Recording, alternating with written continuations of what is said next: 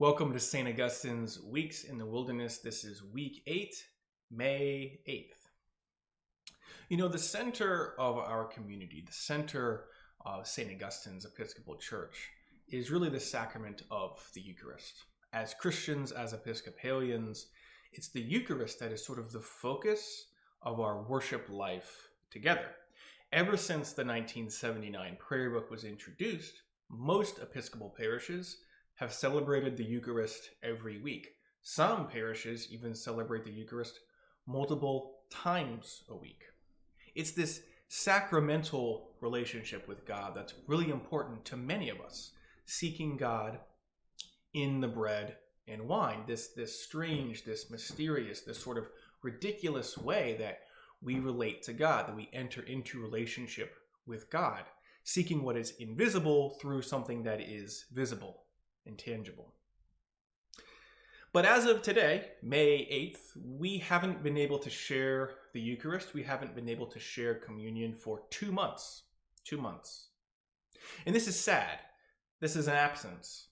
Again, if the Eucharist is the primary way, or at least one of the primary ways that we seek God, that we relate to God, that we seek union with God, to have that taken away, to have that absence is bad. It's sad. I miss it. I'm sure many of you do as well. I joined the Episcopal Church when I was 28 years old, and a huge part of the reason that I chose to be received by the Episcopal Church, I had been raised as a Christian, but sort of vaguely Protestant, sort of Lutheran, Methodist, Presbyterian, all kind of jumbled together. And part of the reason, a huge part of the reason that I chose to join the Episcopal Church was for that sacramental life. I realized that I needed to seek and know God through something tangible, in addition to the other ways that I had been seeking God. I wanted that regular sacramental relationship with God. And for the time being, that's gone.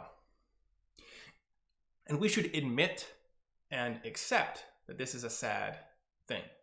It's important in life when something sad happens, when something is taken away from us, when someone is taken away from us. It's important for us to face that and accept it and meditate on our loss and not try to jump ahead.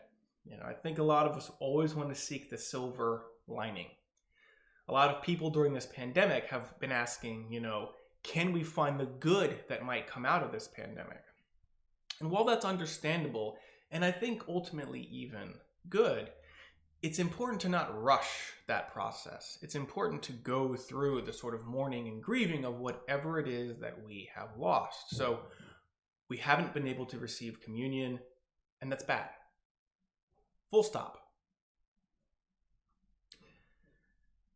But although I don't want us to rush to the silver lining, we should admit that we Christians are silver lining people, right? We call Good Friday good, but Good Friday is anything but good on its own terms. Jesus is crucified. That's a bad thing.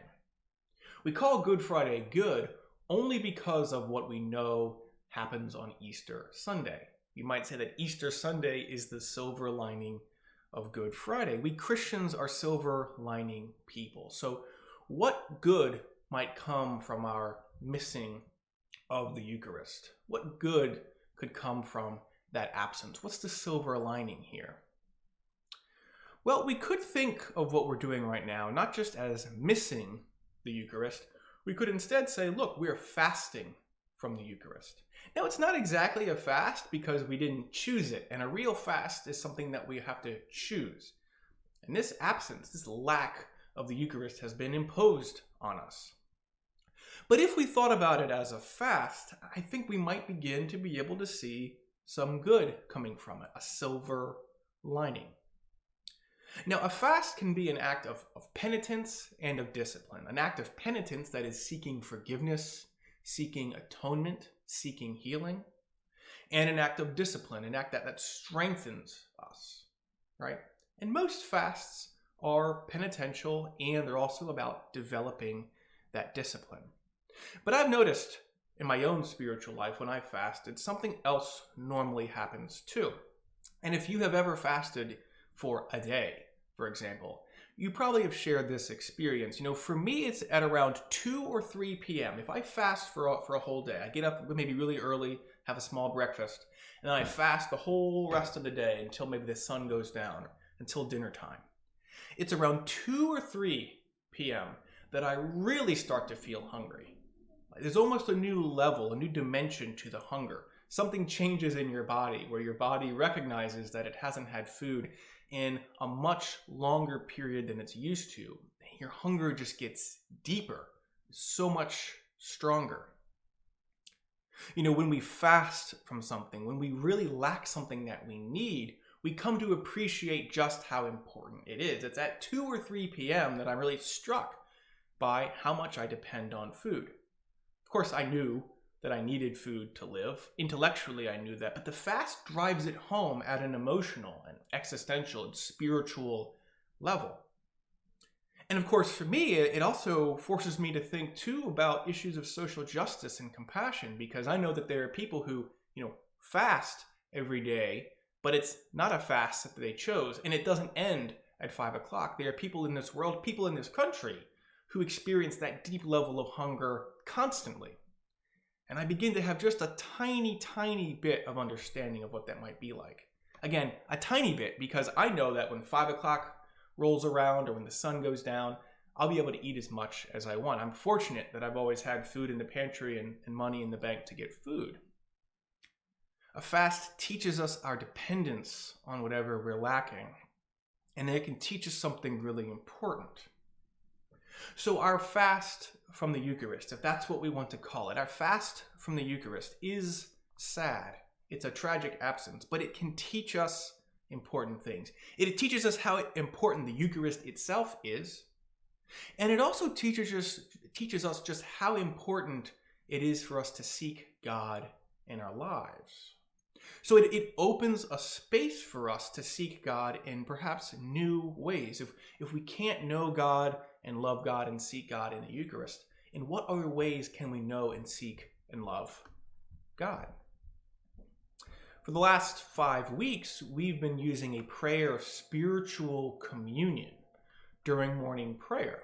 Because we can't share the Eucharist, instead, we're seeking God together in this prayer of spiritual communion. Because, of course, we believe that even though we can't partake of the Eucharist, that doesn't mean that Jesus isn't present with us. That doesn't mean that we can't know and seek and love God. And so we've sought communion with God through prayer rather than through the Eucharistic meal. That's one opening for our spiritual lives. And I think it's useful for us to ask, for you to think for yourself and for us to think as a community, what other ways are you seeking? What other ways can we seek God at this time? We're missing the Eucharist, we're lacking the Eucharist, we're fasting from the Eucharist. What other ways can we find spiritual nourishment? Because it's so important that even as we recognize that we're fasting in the wilderness, we're going through this period of lack, of absence, of danger, of uncertainty, and indeed of death. Even though we're going through all that, we know that God is traveling with us. And I also hope that you know that this community, the community of St. Augustine's, is still here. And I am, of course, still here, even through this fasting, even through this wilderness. We are still a community that seeks God together. So how can we seek God together even better? How can we seek spiritual nourishment, and how can we help provide spiritual nourishment to each other and to others even outside this community? These are the questions that I think our fast can help us to ask. And I invite you over this week to really meditate on these questions, to discern more deeply with these questions.